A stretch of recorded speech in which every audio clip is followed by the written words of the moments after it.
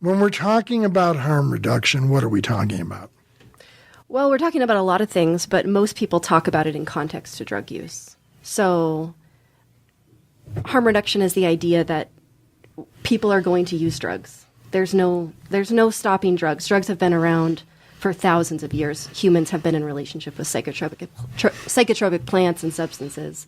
And when you are a regular drug user, there are health inequities and medical conditions that go along with that. And when you only offer an option of treatment, abstinence-based treatment, or use, those medical conditions can just get more extreme, right? So harm reduction is the idea that we live with drugs, we live with drug use, and we live with addiction in our communities. So instead of pushing abstinence-based treatment, why don't we have other alternatives to address these health conditions that we see?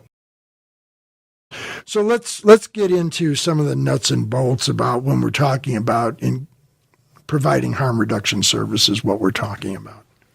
Yeah, so when Cochise Harm Reduction started, I actually got a drug charge in 2018, and I had to do community service hours. And I had to pay some amount of money to a local nonprofit that was addressing drug use in our community and drug abuse. So I went to Dan Maldonado at Gore Park Lunches because I knew that he was handing out Narcan.